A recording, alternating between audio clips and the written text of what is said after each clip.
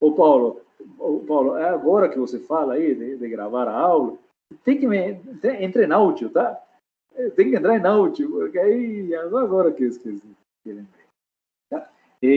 Porque eu estou no PowerPoint, então no PowerPoint eu não sei se alguém está escrevendo alguma coisa.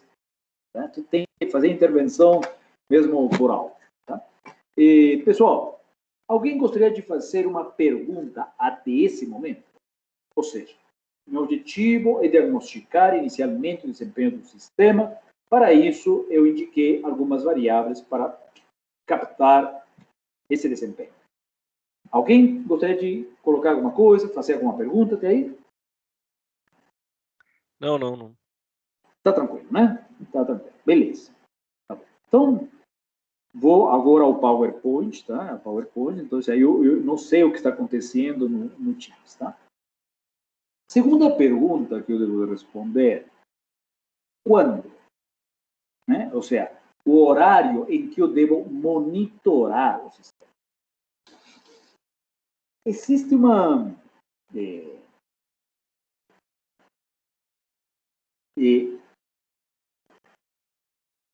o seguinte, o primeiro que é, vamos monitorar o sistema durante o horário de pico. Esse é, como quem disse, uma regra sagrada. Tá? Ou seja, vou colocar minha atenção em cima do horário de pico. É óbvio. Mas, um parênteses, às vezes eu não conheço o horário de pico. Esse aqui é o meu problema. Então, posso estar monitorando o sistema em um horário que não reflete a real situação do sistema. Tá? Então, vamos discutir um pouquinho sobre esse horário para monitoramento. Tá? É altamente aconselhável realizar o monitoramento durante o horário de pico, porque esse horário, ou seja, é o horário em que eu pego a informação do desempenho do sistema quando ele está em situação crítica. Tá? Caso esse horário não seja previamente conhecido, podemos executar as seguintes ações, dependendo do quão crítico está o sistema. Tá? Primeiramente, veja bem. Eu devo, por exemplo, monitorar diretamente durante uma semana. Vou monitorar durante uma semana o sistema direto, tá? Para poder detectar momentos em que o sistema está crítico. Tá?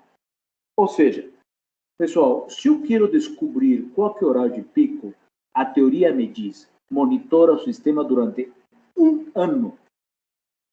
Tá? Durante um ano. Porque aí eu saberei qual que é o mês crítico, qual que é a semana crítica, qual que é o dia da semana crítica, qual que é o dia, o período do dia mais crítico. Eu consigo ter essa resposta. Tá? Mas eu não posso esperar para ter um diagnóstico inicial.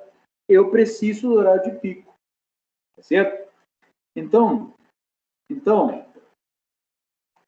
eu vou monitorar o sistema durante uma semana. 24 horas. Talvez faltou isso. 24 horas durante uma semana. Direto. Tá? Então, monitoro durante uma semana para ter rapidamente um diagnóstico. Agora, pode haver alguma excepcionalidade, às vezes, porque o sistema está muito crítico. Então, eu preciso propor soluções rápidas. De repente, eu não posso esperar uma semana. Então, provavelmente, durante um dia, eu faço essa coleta, certo? Concentrado, e depois de monitorar durante um dia, eu chego à conclusão, opa, me dá a impressão que o horário de pico vai entre 9 e 11 horas da manhã. Tá? Mas eu faço durante um dia a coleta para rapidamente já tomar ações corretivas. Tá? E agora, monitoramento, em teoria, pode ser durante um mês. Tá certo? Eu posso fazer a coleta durante um mês, seria assim, se eu tivesse tempo. Então, eu tenho um dia, tenho uma semana, tenho um mês. E se também teria até um ano. Eu não quis colocar um ano aí para o sistema, porque, na verdade, ninguém espera um ano para atuar. Então, eu diria, se o sistema é menos crítico, então, talvez uma coleta ao longo de um mês, tá? Em todos os horários, para conhecer realmente a situação do sistema. Tá? Se o sistema já está um pouco sendo demandado, já vem com algumas perdas de qualidade e desempenho, então, uma semana. Uma semana para eu ter realmente, para eu poder captar qual que é a condição real do sistema. Agora, se o sistema está caótico, então, senhores, vamos monitorar hoje, porque amanhã já começo a tomar ações corretivas. Tá? É o seguinte, pessoal, o que é o importante? É fazer um diagnóstico inicial coerente e consistente. Se eu não souber qual que é o horário de pico e fizer em um horário equivocado, eu posso estar com certeza com um diagnóstico falho, achando que o sistema está ótimo e não está. Tá? Então, é importantíssimo fazer durante o horário de pico. Se eu não conheço o horário de pico, então descubra-o. Agora, como que eu descubro? Monitorando 24 horas. Durante quanto tempo? Se você tiver tempo, um mês. Se não tiver, uma semana. E se estiver crítico demais, faça um dia inteiro. Aí você vai ter uma ideia do horário de pico. Tá certo? Um horário de pico.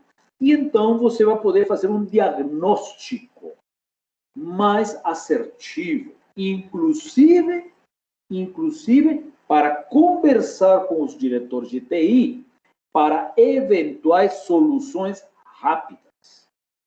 Tá? Então, isso tem. Perguntas? Perguntas? Não. Muito bem. Tá? Esse é o horário de monitoramento.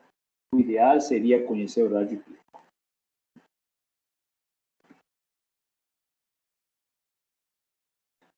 Muito bem.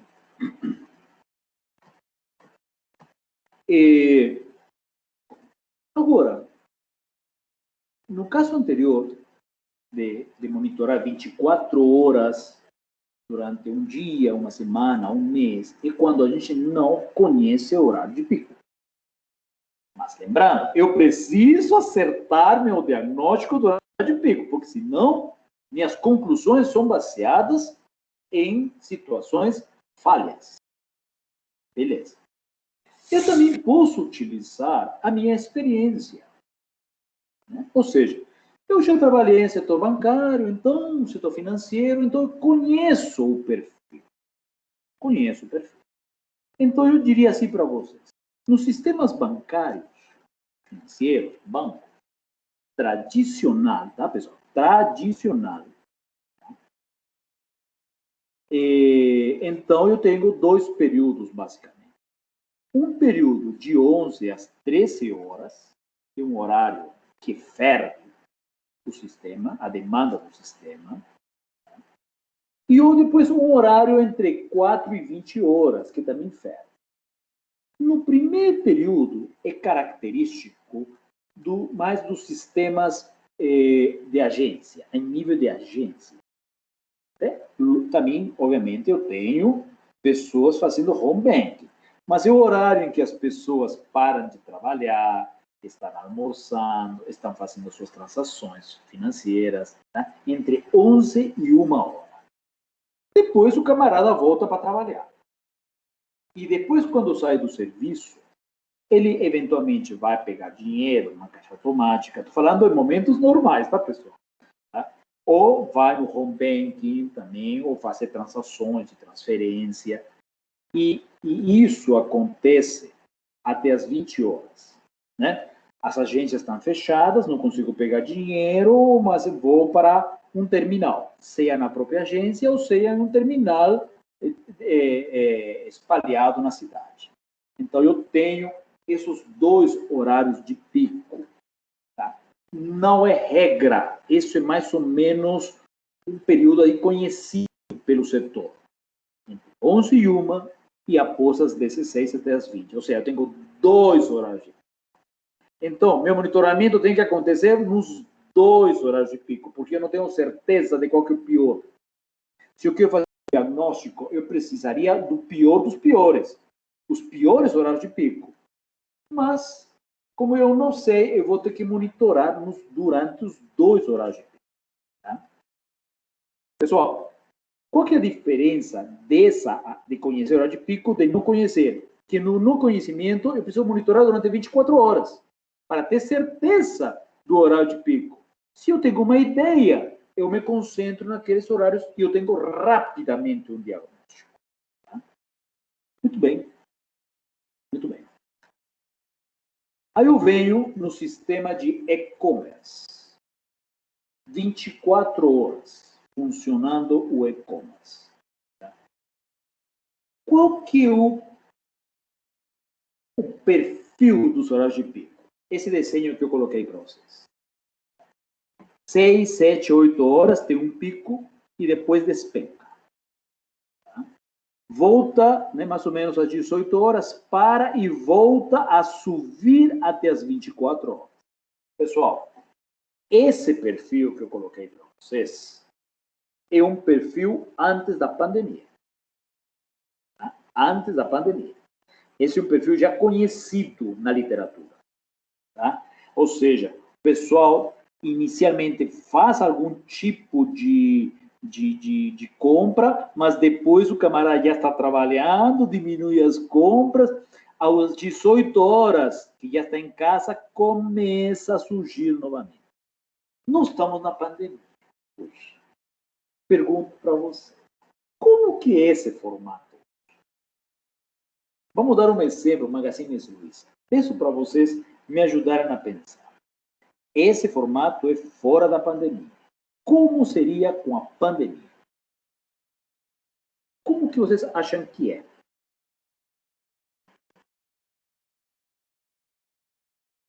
Eu acho que ele vai estar um pouco as curvas deles não vão estar tão acentuadas assim, mas vai ter um volume um pouco maior, eu creio. E você acha que ainda, Éder, ainda nós temos, como te digo, porque normalmente entre 8, 10 horas até as 18 horas ninguém compra. Isso é o que está falando esse modelo. Certo. Está diminuindo. Mas depois das 18 as pessoas passam a comprar. No modelo antes da pandemia. Certo, isso é um perfil de um trabalhador que pega ônibus. Exato. Então, como a gente não tem isso, essas curvas acentuadas não vai ter. E vai ter um pouco maior o volume por causa da questão mesmo do home office, de fazer compras online, não sair de casa. E eu creio que aumentou, sim. Então, poderia pensar que no horário das 18 horas seria mais alto e talvez não chegasse a ter esse pico à meia-noite. Sim, com certeza. Isso, então haveria uma subida um pouco desse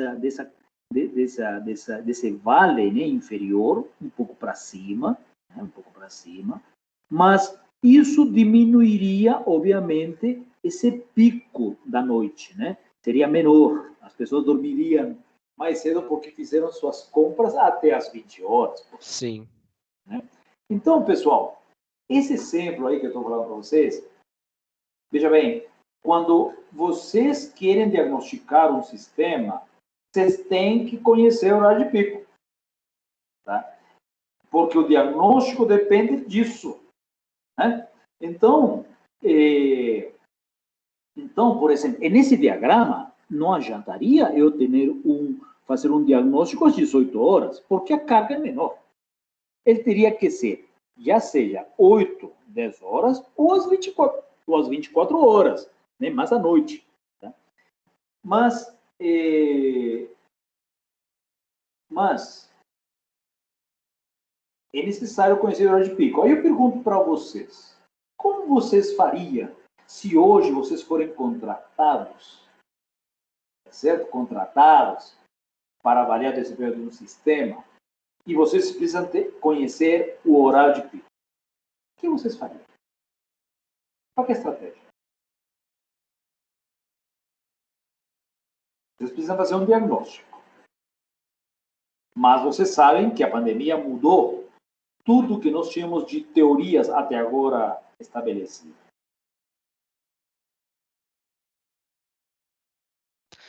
Você tem que conhecer o horário de pico, é isso? Tenho que conhecer o horário de pico, porque o diagnóstico é feito no horário de pico. Olha, o que eu iria fazer? Eu iria fazer um monitoramento, não durante só um dia, mas durante talvez um mês. Porque assim, a gente precisa de um resultado logo, né? Não dá pra gente pegar um ano também, que seria o ideal. Mas enfim, um mês, porque a gente ia trabalhar com questão de sazonalidades, né? E a gente ia criar um padrão mais ou menos de um gráfico, né? Que seria como se fosse a média durante um mês, para poder identificar onde que está sendo o maior pico padrão durante esses 30 dias. Ah, e você, como você coletaria esses dados? Você observaria a carga de trabalho, a demanda do ambiente dos usuários, é isso? Pode ser demanda, pode ser. Se fosse um e-commerce é demanda, né? Mas tem a questão do. A gente tem ferramentas, né? Fáceis para isso, por exemplo, e-commerce. A gente tem o Google Analytics também. A gente pode usar várias estratégias. Sim, é bom você ter falado isso do Google Analytics. É o seguinte: normalmente o pessoal ele monitora a carga que efetivamente chega, né, aos servidores, né? Agora,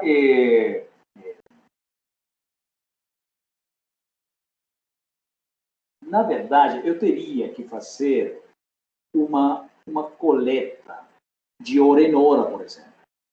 Que eu saber o que acontece nessa hora, depois que acontece entre 10 e 11, entre 11 e 12, 12 e 1, para traçar mais ou menos esse perfil. Então, o Google ele poderia me passar mais ou menos esse perfil das demandas, né, do ambiente de usuários que acessaram minha homepage, etc., né? Então, mas eu precisaria coletar dados, seja de meia hora, de uma hora, etc., né? Agora, esse é um caminho sim, tá? Utilizar recursos do Google para fazer isso é um recurso, tá? Agora, as equipes que cuidam desse mesmo sistema monitoram sua própria carga. Eles mesmos são responsáveis por monitorar a carga, né? Então, aí talvez pode ser que o resultado seja mais, vamos falar assim, mais limpo, né? Porque eu não sei o Google se ele traz informações da atividade detalhada ou simplesmente de quantas pessoas acessaram o site, mas não quantas chegaram realmente a ter uma atividade no sistema computacional propriamente dito, sabe? Eu acho que o Google não fornece essa informação. Então, nós, da equipe, teríamos que fazer esse monitoramento aí. Tá? Mas essa atividade computacional se refere são as microtransações, correto? As transações Exatamente, bancárias. por aí, Certo, exatamente. ok. Exatamente. Muito bom. Tá? Agora, perguntando para vocês, até para você, assim, como vocês acham que é o sistema de gestão acadêmica do ECGA? Qual que é o perfil? Supondo, tenha ideia, tá? É importante nós que trabalhamos com essa engenharia de avaliação, nós temos insights também, né? Ou seja, tem muita teoria, tem, né, fundamentos, mas ter um insight também é muito importante. Como vocês considerariam um sistema do ECGA, se vocês quiserem detectar? Como seria o horário? Qual seria o horário de pico no seu ECGA?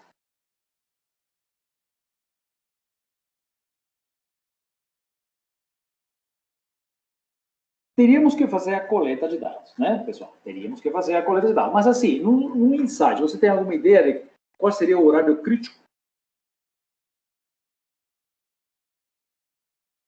Nossa, aí é complicado. Eu não... Mesmo como um lugar de aluno, assim, eu não tô conseguindo desenhar a linha na minha cabeça, não. Eu vou passar uma informação, porque um tempo atrás nós traçamos o perfil do horário de pico do SGA. Tá? Fizemos esse perfil, mas é óbvio que todo o cenário atual mudou, tá? Mudou, mas naquele então era entre meio-dia e 2 horas. É o horário de pico. Tá? Provavelmente porque alunos da manhã estão em aula. Alunos da tarde, tá certo?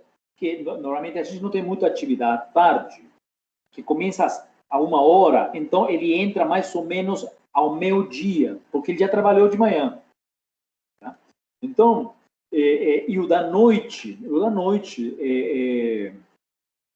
eu diria também que também teria um horário entre as 18 horas, também outro, sabe? 18 antes do início das aulas. Tá? Então, nós temos esses horários entre meio-dia e 2 horas para atingir, para alcançar as pessoas que estudam de manhã, que não acessam o SGA de manhã, mas acessam imediatamente depois, tá? E que é o horário em que os alunos que estudam à tarde têm para acessar, tá? Mais ou menos em torno da 1 hora. Aluno da noite, mais ou menos por volta das 18 horas. Tá? Mas é óbvio que isso é mais ou menos um perfil. É um perfil. Mas no SGA muda, pessoal, muda de acordo ao período do semestre. Tá? Se eu fizer, por exemplo, agora, esse diagnóstico agora, eu vou ter um diagnóstico muito diferente se eu fizesse em julho, julho, que é a mudança final do semestre, onde realmente a atividade, o acesso é muito maior. Tá? Então, eu tenho que estar ciente disso aí. Eu tenho que estar ciente que meu diagnóstico que eu estou fazendo hoje, ele não é válido para todo o ano. Tá certo? Esse horário, o meu diagnóstico pode piorar no final de junho. Então, eu tenho que tomar conhecimento do meu tipo de negócio para tomar minhas decisões.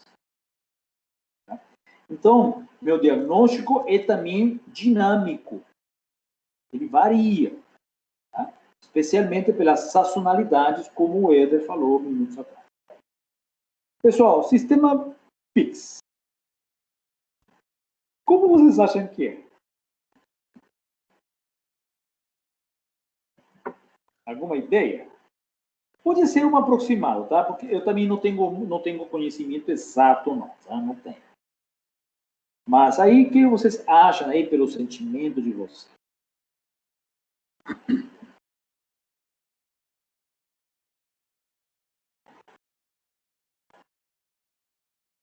Vocês já usaram no Pix? Já, mas na minha cabeça seria uma bagunça, porque não sei se ele tem uma hora de específica, não sei. O pessoal tá metendo louco até para mandar mensagem via Pix aí. Eu não faço ideia. Bom, mais ou menos contar a história para vocês. É o seguinte. Antes do Pix, os bancos pagavam 40 centavos. Pagavam entre aspas, né? Cobrado também dos clientes que pagam mensal por... Existem vários tipos de clientes, né, pessoal? Né, setor financeiro. Os clientes que têm investimento e aqueles que não têm. Aqueles que não têm pagam no PAD. Né? Por aqueles que têm. Vocês sabem que existe um modelo assim meio estranho, né? Quem tem mais dinheiro aplicado no banco, ele é isento de pagar taxas bancárias, como taxas de toque, transferência, movimentações. Né? Quem não tem dinheiro, infelizmente paga. Você temos como um modelo meio estranho, né? Ou seja, quem não tem dinheiro paga por aquele que tem dinheiro. Então, os bancos cobram mais ou menos 40 centavos um DOC, uma transferência bancária. O seguinte, o Banco Central entendeu que poderia melhorar muito a economia do país se as pessoas entrassem em um ritmo de compra e venda de produtos a qualquer hora do dia. Né? Então, esse modelo já existe na China, nos Estados Unidos, o PIX, já existe. O Brasil, né, acho que é o terceiro país a entrar nesse modelo. E a ideia é de que as pessoas consigam fazer negociações em qualquer momento, 24 horas do dia. 7 horas, 7 vezes na semana, 24 horas ao dia. Mas esse sistema, ele diminui para menos de 1 centavo. Posso estar errado, tá? Mas me falaram assim, 10% de 1 centavo. Décimo de centavo. Essas transações. Por isso que vocês sentiram que todos os bancos passaram a utilizar o Pix. Até praticamente nos colocavam na nossa cara, utiliza Pix, Pix, Pix. Por quê? Porque isso significou um retorno financeiro para os bancos, né? Porque vão gastar menos. O Banco Central passa a gastar menos. Ok. Qual que é a expectativa do Banco Central, inspirado no modelo chinês, modelo americano? De que as pessoas comprem ativamente,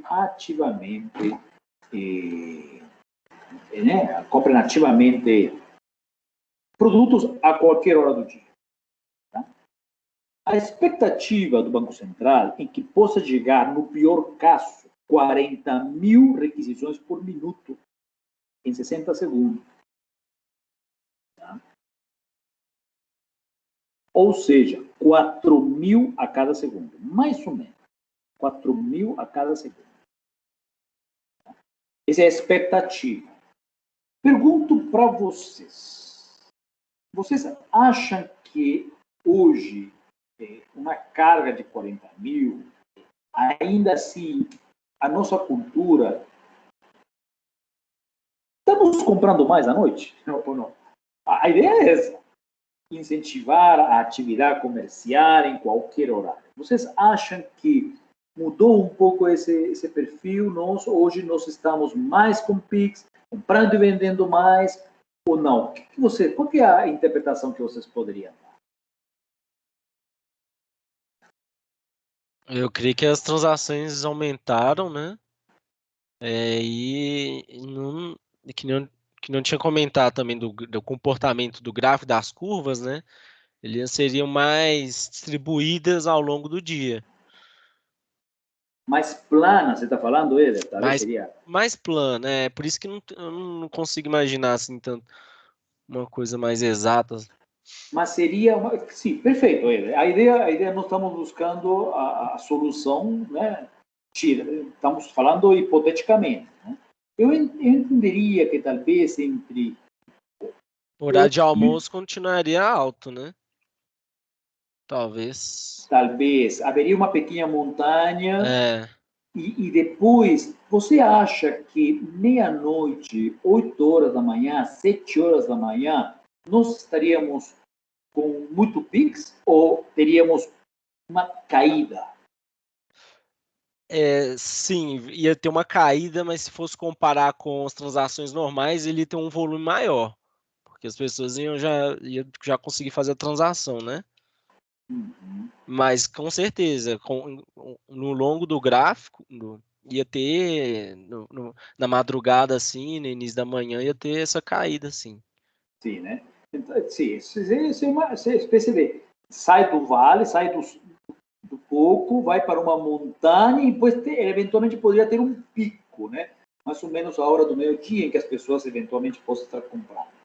Na verdade, isso é uma ideia só, né? Isso é uma ideia do que seria o impacto do PIX no sistema. Tá? Muito bem, essa seria mais ou menos uma ideia do que poderia ser. Tá?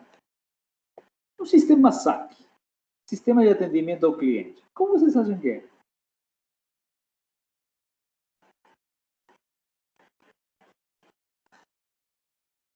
Eu diria que ele é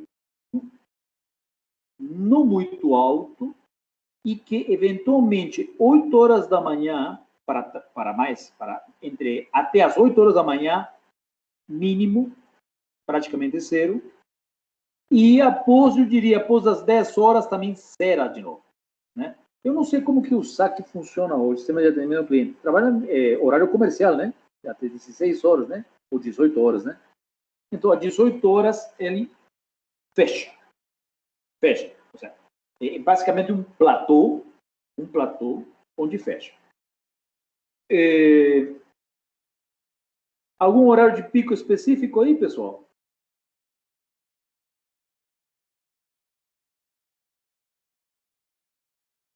Seria um horário entre 8 horas e talvez 18 horas. E qual horário que poderia escolher? Tem que medir o sistema em todo esse horário? Não, de repente, pode ser também entre meio-dia, 1 hora, a gente poderia fazer também uma coleta de dados lá para poder extrair o diagnóstico inicial do sistema. E para fechar, um sistema e-commerce global, como um Amazon, como vocês acham que é?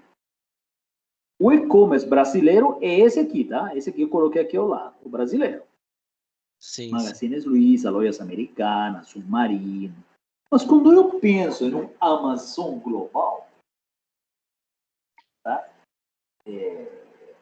Eu acho que é 24 horas funcionando lá em cima.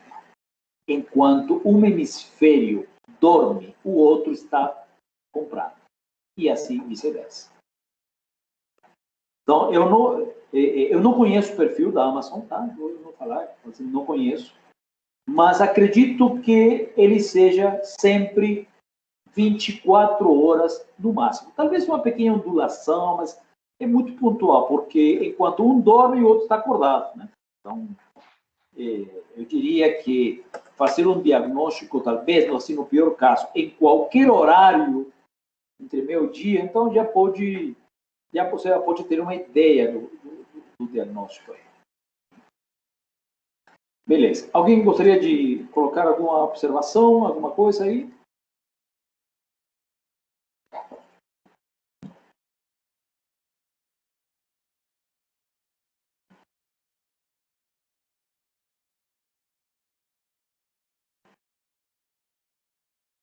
Muito bem. Então vamos continuar. Tá? Com que tecnologia obter dados? Existe a tecnologia dos monitores. Hoje as ferramentas têm praticamente, o Windows tem seus monitores, o Linux tem seus monitores, aqueles que captam, né, esses dados da atividade no sistema. Tá? Então, a técnica de monitoramento consiste na coleta de dados acerca do desempenho do sistema computacional existente para a sua posterior análise. Esta técnica é utilizada com 2 propósitos. O primeiro, determinar os gargalos, ou seja, quais dispositivos estão próximos da saturação.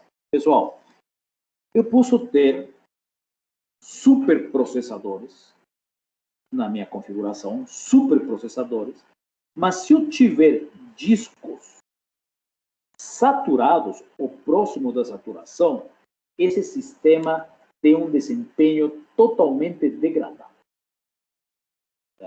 Isso é, não, eu não posso ver o desempenho do sistema só olhando um processador ou só olhando um disco, não.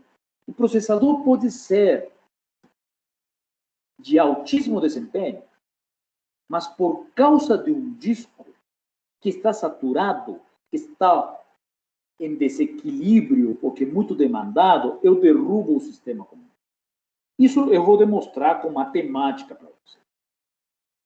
Ou seja, o monitoramento me ajuda a ter uma ideia do desempenho global mas ao mesmo tempo me traz informações dos dispositivos de forma isolada.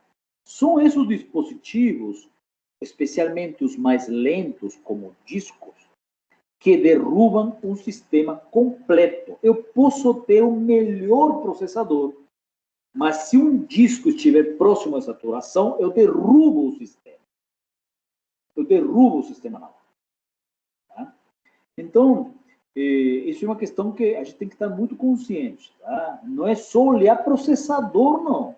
E, normalmente, eu derrubo um sistema não pelo processador, derrubo pelos dispositivos mais lentos, que são os discos. Tá? Então, o objetivo é ter um desempenho individual dos dispositivos, mas é, obviamente, o principal, avaliar o desempenho global do sistema. Está claro esse comentário que eu fiz, pessoal? Não é o processador que derruba o sistema, não. Normalmente, em muitos casos, é o disco que está saturado. Tá? Não sei se eu tenho aqui essa transparência.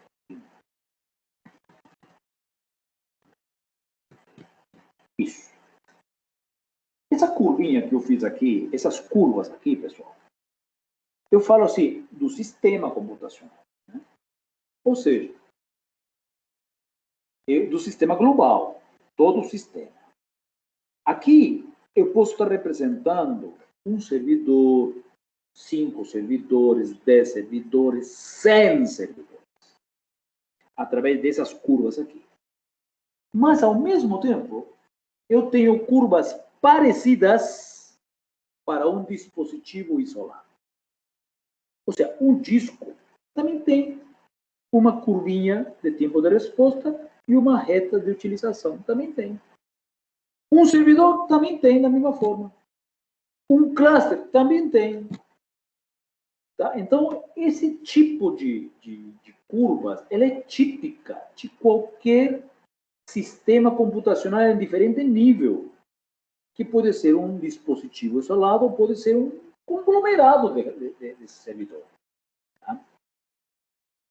Então, se eu tiver um disco saturado, próximo de 100%, o tempo de resposta dele é alto. Aí, o que acontece? O que acontece aí?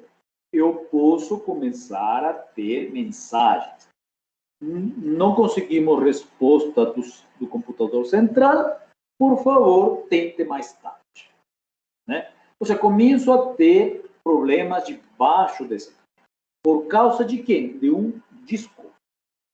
Mas esse disco contribui para que o sistema global fale assim, não consegui resposta. Mas quem não conseguiu resposta? O processador já processou. Não, o problema está no disco. O disco que está traçando todo o processo. Tá? Então, pessoal, isso está claro para vocês? Tá? Então, é que às vezes a gente pensa que o que derruba o sistema é o processador, e não. O que derruba o sistema são discos. Tipicamente discos. Tá?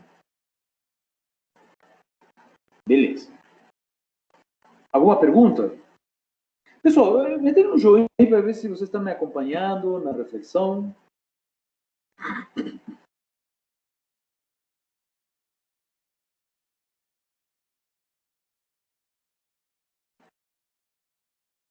Sim, Tá o tranquilo. Rama mandou mensagem ali mais cedo no chat, você viu, professor? Quem mandou? O Rama. Sim.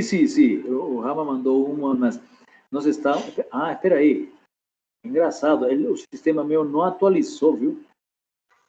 Não atualizou. Acho que você não comentou da resposta dele. Sim. Ele não atualizou. Eu estou ouvindo aqui se aparecia alguma marcação do chat, né? E não estava marcado mesmo, não. Agora, quando desci o cursor, o mouse, sim.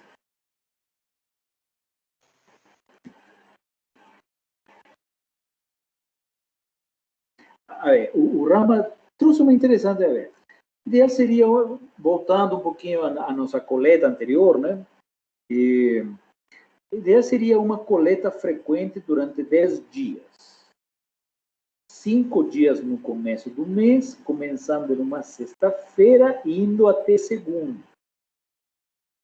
Uma coleta quarta-feira da mesma semana e na última semana do mês. As pessoas mudam de comportamento dependendo do dia e dependendo do período do mês também. Ok, Rafa. É o seguinte, você colocou muitas hipóteses, né? Muitas possibilidades.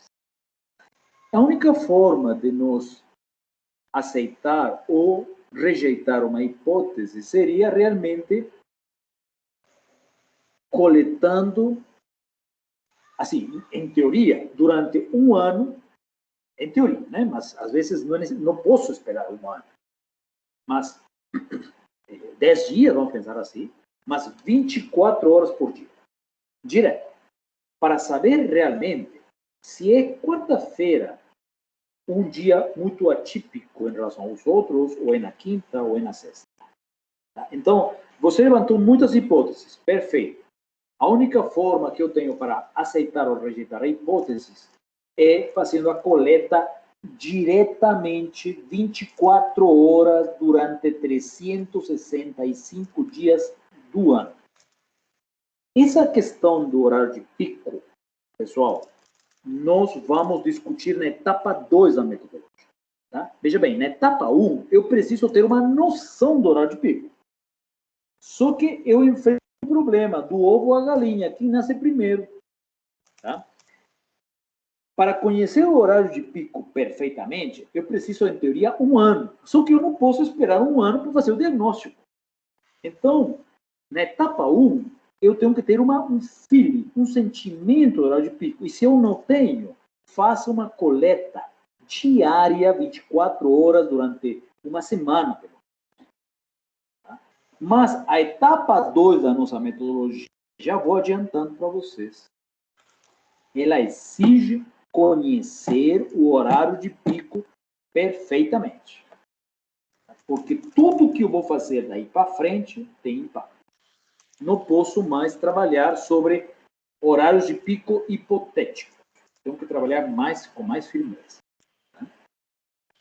Depois, horário de pico seria a cada semestre. Na época de fazer matrícula, seria... sim, falando assim do... Perfeito, Rama, perfeito. Por isso que a coleta, a coleta durante um ano, a identificação do horário de pico durante um ano é essencial para eu conhecer os momentos de sazonalidade, os semestres mais críticos, os trimestres mais críticos, enfim. Perfeito.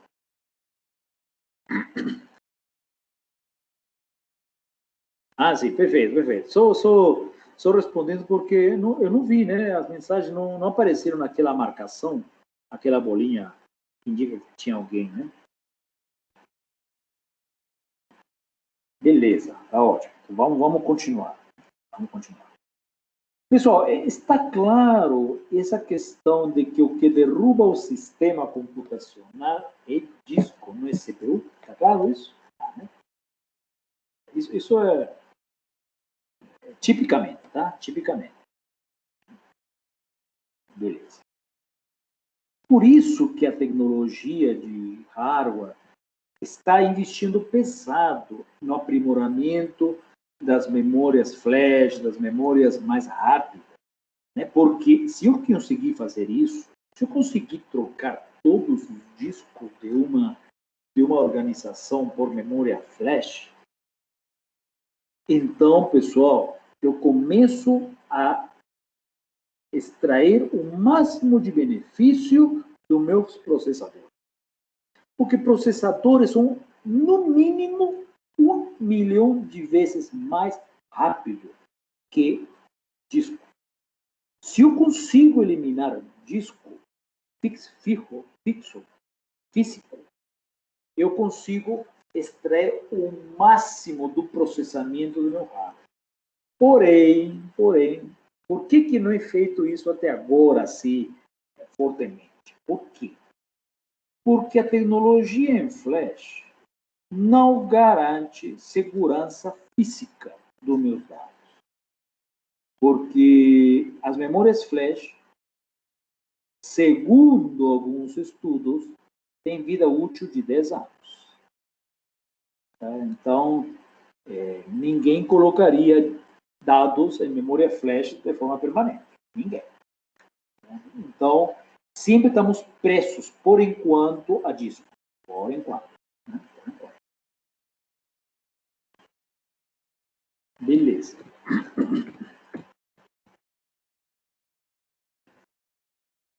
Então, o que eu espero do processo de monitoramento? Espero coletar dados, executados durante a operação normal do sistema, o que nós já temos falando muito. Eu provavelmente preciso reduzir dados, ou seja, sintetizar, aplicando médias, desvios padrões, valores máximos, valores mínimos, gráficos, tá? Que possam me mostrar o que eu estou querendo mostrar para a diretoria. Eu preciso fazer uma redução. Normalmente, o uso de gráficos, valores médios e gráficos. E, obviamente, fazer uma análise, tá? Baseado em nossa experiência para saber como que nós estamos. Tá? Então, é isso que nós vamos fazer ainda nessa etapa 1. Tá? Tudo isso eu mostro um exemplinho para vocês. Muito bem. De acordo com o instrumento utilizado na coleta, podemos ter técnicas de monitoramento de dois tipos. Monitoramento baseado em hardware e monitoramento baseado em software. Na prática, no mercado comercial, é monitoramento baseado em software. Mas quem que utiliza monitoramento baseado em grandes empresas como IBM, como HP, tá certo? São empresas que vendem grandes soluções e colocam um computador para monitorar outro computador, o que é extremamente caro. Você colocaria um computador para ir coletando tudo o que acontece em outro computador. Tá? Na verdade, isso comercialmente existe. Tá? Isso existe, mas vou contar a história para vocês. Tipicamente, 95% do monitoramento é feito via software, ou seja, programas de computador residentes em memória do sistema que eu quero monitorar. Ponto. Mas o hardware, estamos falando que é muito caro, é muito restrito. Porém, vamos lá. A Oi, a empresa Oi, que acho que está lá em cima na Alfonso Pena, 4.000 e tantos, ela tem um sistema de alto porte, tá? De grande porte, da IBM, para processar, né, todas as suas requisições, transações, etc. E ela contratou a IBM para ser o consultor dela para melhoramento do desempenho do sistema. Normalmente, entre parênteses, normalmente, você nunca coloca na mão do fornecedor a responsabilidade de ele monitorar o sistema e propor soluções. Por razões óbvias. Senão eu estou enfiando no meu cliente um hardware novo. Não se faz. É a premissa número 1 dentro da engenharia de avaliação. Nunca delegar ao fornecedor da máquina o cuidado do desempenho do sistema. Jamais. Porém, essa regra teve uma exceção com a Oi e a IBM. A IBM monitora os sistemas da Oi, utilizando o quê? Monitores de software e monitores de hardware. Eles têm essa tecnologia, tá? Eles acoplam um computador no outro computador e vão monitorando o que está acontecendo. Tudo. Sem interferência, que é o mais importante. Sem interferência. Por quê? Porque monitor de software, pessoal, tem um problema. Consome memória, consome CPU, consome disco. E contribui na degradação do desempenho do sistema. Então, a IBM se dá o luxo de colocar um computador para monitorar outro, para não interferir na máquina do cliente, porque senão o cliente vai reclamar dele. Espera aí, você vem aqui para me dar conselhos do sistema e você utiliza uma tecnologia que está consumindo meus próprios recursos? Então, não. Então, a IBM se dá o luxo de fazer isso. As empresas menores não têm condições de fazer isso, porque é caro. Tá? Então, todo monitor de software tem impactos no sistema. Tá? Esse impacto pode ser, inclusive, de 10% a 15% de degradação. E isso é crítico, é pior ainda quando o sistema já está caótico. Ou seja, quando já tem um moribundo, o monitor de software contribui para acabar com o moribundo. Acaba matando o sistema computacional. Tá? Então, tem algumas coisas aí que precisamos discutir. Tá? Lucas está aí? Lucas Teixeira está aí? Estou aqui, professor, estou aqui. Ah, sim, pois não. Lucas, o que você vai falar dessa política, dessa premissa, onde nunca delegar para fornecedor a responsabilidade do diagnóstico? E como essas empresas monitoram seu sistema? Via hardware, via software, ou como? Você tem alguma experiência para nos passar aí? Zara, eu te confesso que eu não tenho muita experiência, não. Porque eu realmente, esse contato não... Certo. Sim, você Mas falou que o que eu posso falar é o seguinte, que todo fabricante, ele normalmente ele tem algum software desse tipo, que ele faz esse diagnóstico, então, exatamente para ele ganhar em cima disso, né? Então ele já lança um software da versão dele, que aí quando você compra o servidor, você consegue fazer... que ele consegue captar... o acompanhamento, monitoramento.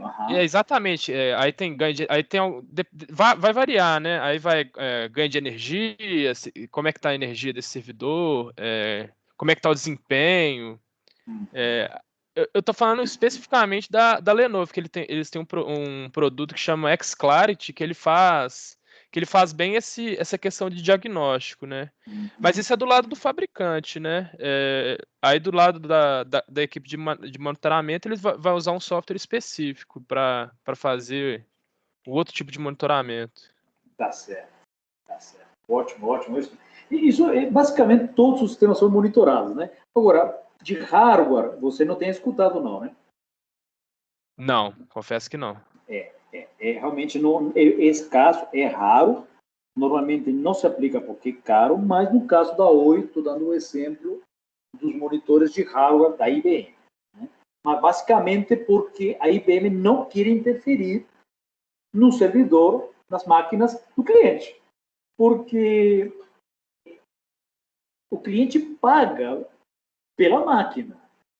Então, ele não pode estar utilizando o próprio software da IBM como parte do pagamento também, né? Então, tem todas umas políticas de IBM muito claras nessas coisas. A IBM talvez seja a última exceção em que eu coloco o fornecedor de máquina para olhar a máquina que eu tenho. Eu acho que a IBM trabalha muito sobre ética mesmo. Né? Então, ela não fica colocando produtos de hardware para nós comprar. Muito bem. Então, eu estava falando para vocês que os monitores de software, que aquilo que é xClair, que o Lucas está comentando, da Lenovo, sistemas de monitoramento, eles são software residentes na memória e captam todas as interrupções da BIOS. Consome recursos, pessoal. Processamento, CPU, memória, disco, porque tem que gravar as informações. Então, aí nós já temos um probleminha. Esses monitores têm impacto. Esse impacto pode chegar a ser 15%. Se o sistema está caótico, esse tipo de monitor contribui mais para piorar a situação. Então, vamos lá estudar modalidades do monitor de software. Existem o monitor de software, eu posso configurar. para trabalhar em uma das duas modalidades.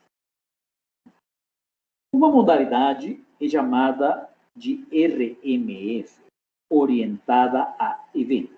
Ela é conhecida como orientada a eventos. A outra, SMF, orientada a amostragem. O que o RMF faz? Ou seja, os monitores de software que trabalham na modalidade evento registram tudo o que acontece na máquina. Tudo. São altamente precisos. Por quê? Se houve uma operação, um início de operação em disco, grava, registra, contabiliza. Quando o disco parou de funcionar, registra. Quando a operação, o processador funcionou, registra. Quanto tempo demorou? Registra. Tudo é registrado. É uma ferramenta belíssima. Porém, tem seus problemas.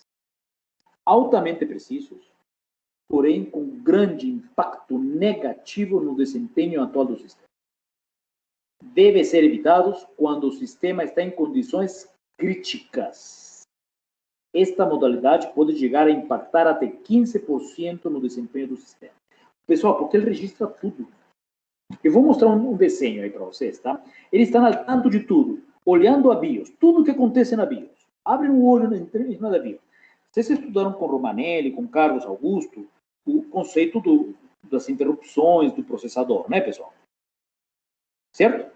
Interrupções do processador, todo mundo aqui sabe, né? Tanto a engenharia como a computação estudam muito bem isso. E tudo isso é registrado pela BIOS. Eu posso registrar toda a atividade, toda a interrupção que acontece, eu consigo monitorar. Né? Muito bem. Muito bem. Essa é a primeira questão. Eventos é muito preciso, porém muito caro. O custo dela é caro em termos de desempenho. Tá? Tem outra que é orientado à amostragem, o SMF. Então, o sistema é observado de tempos em tempos. Não toda hora, não. Tá? Para não interferir e não degradar mais ainda. Não são exatos, é óbvio. Se eu estou pegando um sistema de 3 em 3 segundos, é óbvio, muita coisa aconteceu nesse tempo. E podem ser redundantes também, tá? Como vou mostrar agora. Ou seja, podem registrar a mesma atividade 2 vezes também. Tá? Comercialmente são os mais utilizados. Bom, normalmente, pessoal, as ferramentas que existem, elas são parametrizadas, elas são ajustadas. São ajustadas tipicamente em 3 segundos. Tá? 3 segundos. Tá? Tipicamente, inclusive, elas já vêm setadas nisso. Tá? Algumas ferramentas que eu conheço, tá? Não são todas mesmo, não, mas é tipicamente 3 segundos. Posso aumentar e posso diminuir. Ou seja, eu tenho um tempo de amostrar. De 3 em 3 segundos, eu pego o status da máquina. É óbvio que quando eu diminuir esse tempo, eu posso estar pegando mais redundâncias. E se eu aumentar demais, eu posso pegar situações, ou seja, posso pegar menos atividade, né, do que realmente está acontecendo. Então, não são precisos. Tá? Mas são mais viáveis, porque eu posso regular esse tempo. Posso colocar 1 segundo, posso colocar 5 segundos, tá? Tipicamente 2 a 3 segundos. Tá? Essas são as 2 modalidades. Ok.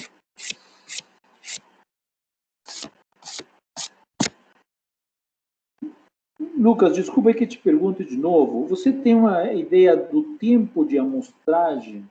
Esse monitor do Xclark, que você está falando aí da Lenovo, ela deve ser orientada à amostragem, não deve ser eventos.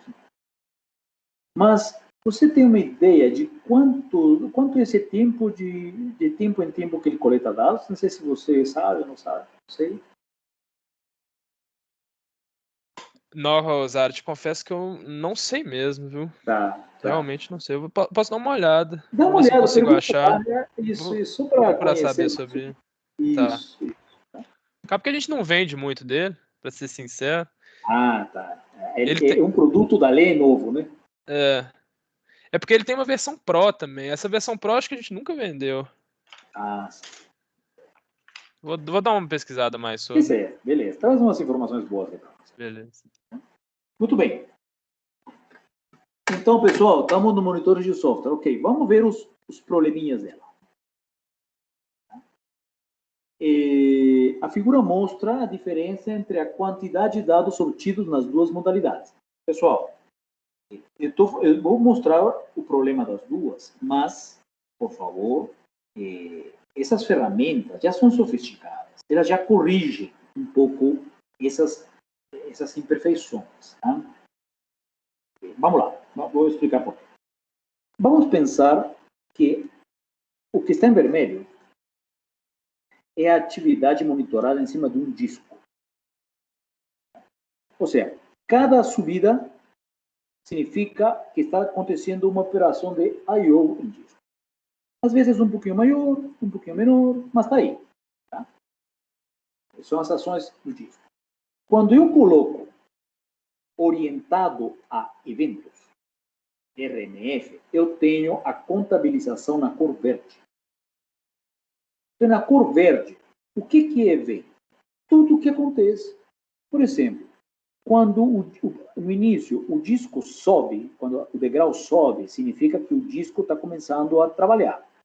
E depois desce quando o disco para. Então, meu RMF conta os dois eventos. A subida e a descida. Subida e descida. Subida e descida. Se você somarem nas setinhas verdes, dá 18. Obviamente, se eu estou monitorando o sistema de um disco, estou monitorando um disco, então, internamente, o software vai ter que dividir por 2 para saber quantas operações em disco aconteceram. Certo? Então, são cálculos internos que ele faz. Muito bem. Se eu optar por um monitor de software orientado à amostragem, SMF, ele contabiliza 8. E pronto, acabou. 8.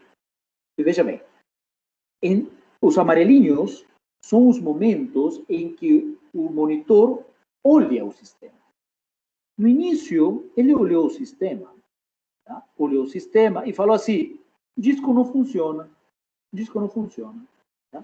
São 8 observações, porém, o disco não está funcionando.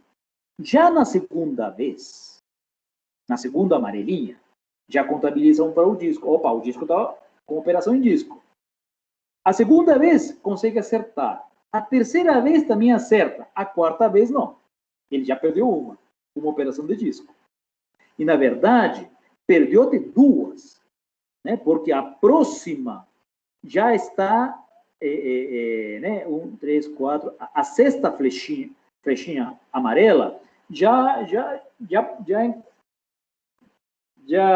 como se fala a palavra, já monitorou uma inatividade do disco. Né?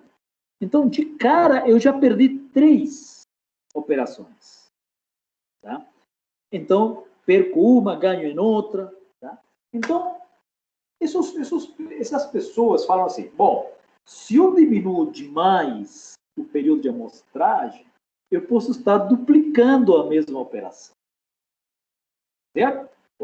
Posso estar contando 2 vezes a mesma ação do disco. Colocar a mais, eu estou perdendo muita atividade. Então, perceba que é importante ajustar o período de amostragem, né? Porque eu posso ter informação totalmente equivocada. Perfeito, pessoal? Me acompanharam até aí? Alguém tem uma dúvida? Quem que era o Cristo para hoje, pessoal? Quem que era o Cristo para hoje? Ó, pessoal, só sei que não sou eu que eu fui da última aula. É verdade, Jones, é verdade. Você participou bem. O outro João que subiu, hein? Tinha outro João que não veio hoje. Era ele mesmo. Muito bem. Tá certo. Não, o João Pedro participou muito bem. Tá? Pessoal, então, estão entendendo esses pequenos detalhes, né? Que a gente não vê, né? Não vê. Então, vocês percebem o quão importante é acertar o tempo de amostragem. E também, por que não? Durante quanto tempo eu vou monitorar? Tá? Veja bem, pessoal, eu preciso agora, já falei de duas modalidades. Eu falei agora de um tempo de amostragem, que é o mais usado. Só que o tempo de amostragem, eu tenho que ajustar muito bem, porque senão posso ter redundância ou posso perder informação. Então, além do tempo de amostragem, eu tenho também uma pergunta. Durante quanto tempo eu vou monitorar o sistema? Vamos dar um exemplo.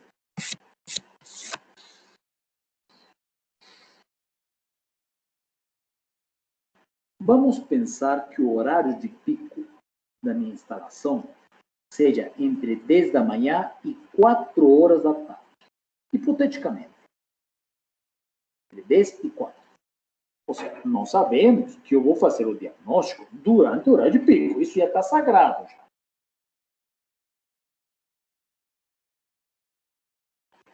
Eu preciso coletar dados das 10 da manhã até as 4 horas da tarde? O que vocês acham? Jogo a pergunta para vocês. Acho que sim, porque é um espaço de hora onde a gente tem muita atuação. Sim. Eu exagerei, né, Vitor? Eu dei uma exagerada. Eu falei assim, vou exagerar mais um pouquinho. O horário de pico vai de 8 da manhã a 8 da noite, hipoteticamente. Será que é necessário, já que o horário de pico vai todo esse horário, será que eu preciso coletar, para fazer um diagnóstico do sistema, coletar todo esse horário de 8 às 18? Será que se eu fizesse, Vitor, entre 11 e meio-dia, será que não é suficiente? Acho que, na minha opinião, não. Tá. Eu acho. Aham. Ok. Vamos lá, vou te dar um exemplo para ver se você concorda comigo. Tá? Vou te dar um exemplo. Vamos pegar... queremos a média da nota dos alunos dessa turma aqui. Eu quero a média, tá? Com anos e meses.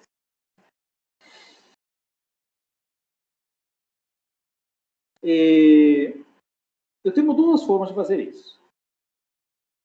Se eu pegar, são 37 pessoas, mais ou menos. Se eu perguntar para 10 pessoas, seria suficiente para ter uma ideia do global?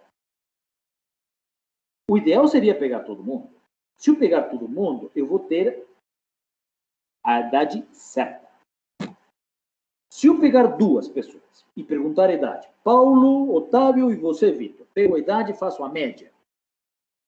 Aí vou estar incorrendo em falha, com certeza. Mas se eu pegar 10 ou 15, você acha que essa média vai estar corrigida ou não?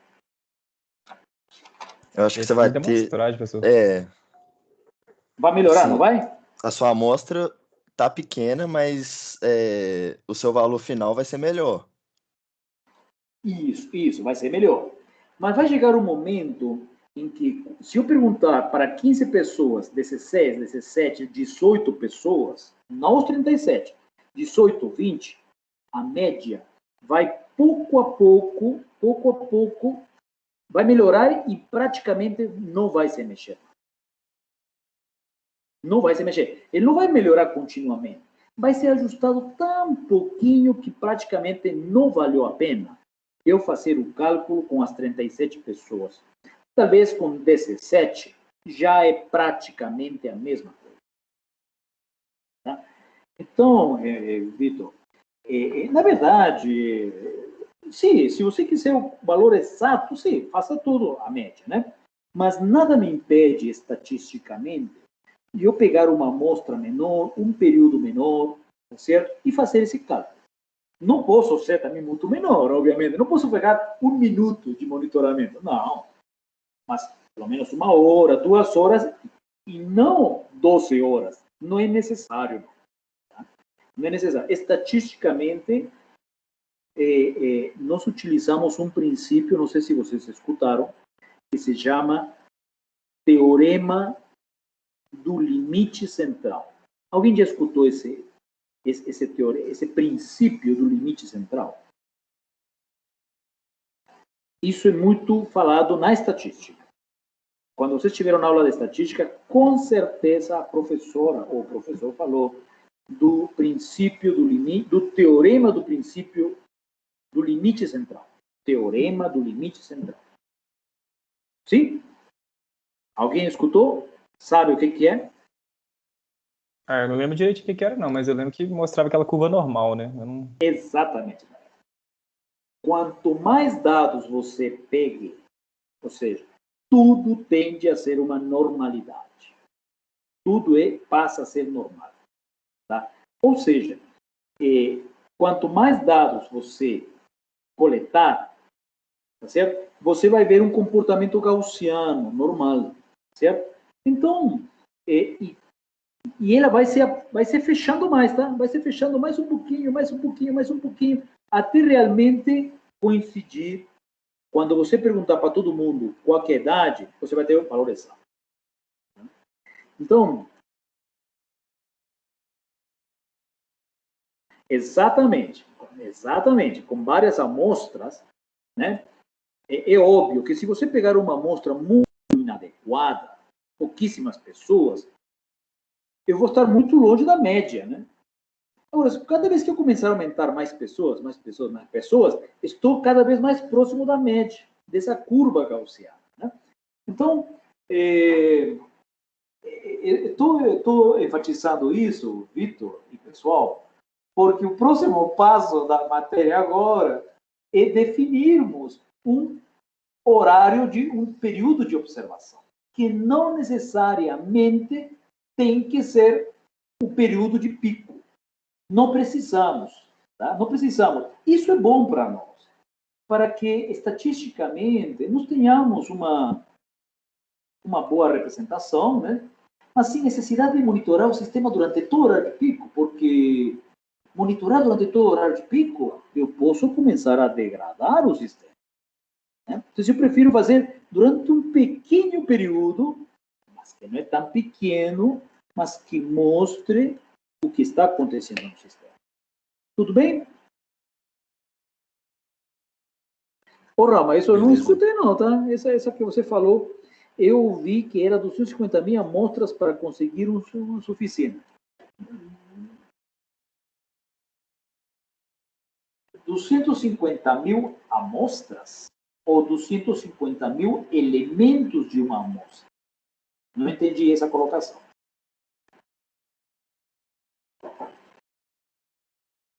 Tá.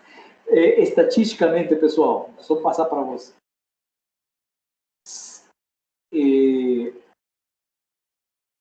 Se eu tivesse todos os alunos da computação, que chegam a ser 600, 800 alunos,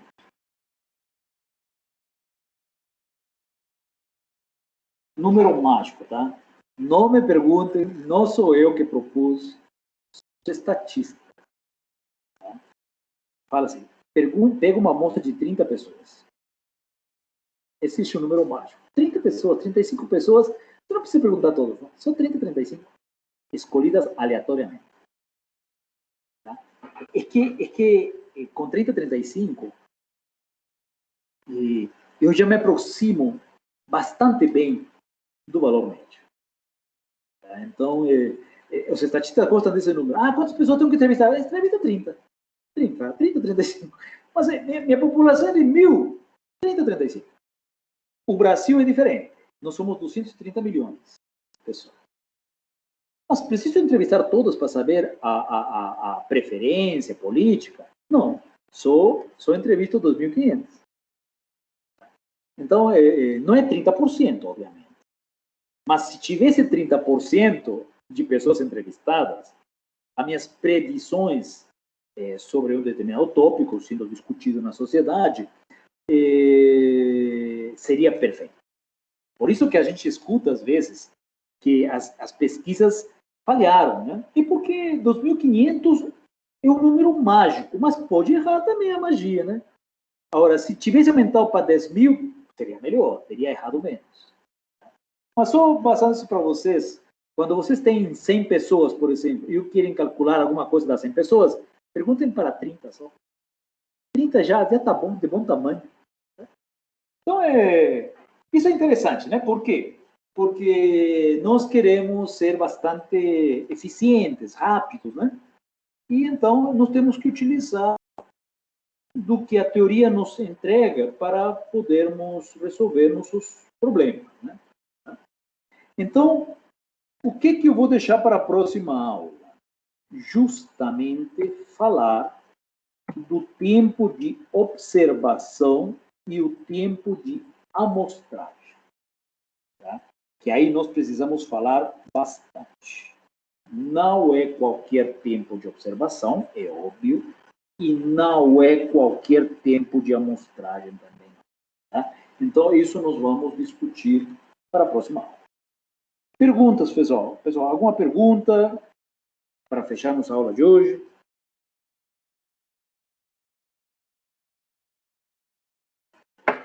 Tranquilo. Tranquilo? Só Pois para não. falar, professor, sobre as datas aí de entrega que a gente tem, só para a gente não ficar muito perdido, quais são elas, essas próximas aí? Vitor, você faz minha disciplina de tópicos também ou não? Não. Não, ok. E nessa, está no SGA, tá? Nós temos provas, está tudo marcadinho no SGA. Acho que as provas ainda estão longe, né, de acontecer. Não acho que está agora, esse acho que final de março, por aí. Eu acho. Mas no SGA tem isso. O que temos 2 provas de 30 pontos. Temos um seminário de 20 pontos. Tá? Esse seminário, eu acho que é para abril, viu, Vitor, viu, pessoal? Eu acho que você tinha falado antes que era 6 de abril, mas Isso. aí acho que não tem nada lá no SGA. Não, eu vou pontuar isso aí para vocês. Tá? É grupo de quantas pessoas? Era de 4, né? 4 até 5 pessoas, tá? E já tenho aqui um grupo, inclusive, já montaram. Esse grupo era de 4 pessoas, foi montado de 4 pessoas. Só um minutinho, Isso, tem 4 pessoas, o grupo do Paulo. E acho que podemos chegar de 4 a 5 pessoas, tá? 4 a 5 pessoas. Vamos gerenciar isso aí. E o tema, como falei para vocês, é um artigo. Eu vou passar um e-mail para vocês, tá, Lu? Tá, Vitor? Acho que podemos já mandar esse e-mail. E-mail de Beleza. seminários. Né? E depois só tem um trabalhinho aí, mas esse trabalho eu vou mais na frente, que eu deixo esse trabalho. Ó, façam esse trabalho, aí vocês fazem. Não tem uma data certa, não. Vai depender do avanço da disciplina. Tudo bem? Tá? Beleza, Tranquilo. pessoal. Tá? Valeu, professor. Tá certo, feito. Beleza. Então, pessoal, nos encontramos na quinta-feira. Beleza? Até quinta, Beleza. professor. Aqui, mais, pessoal. Um Beleza. abraço. Até mais. Um abraço, professor. Até mais, abraço. Falou.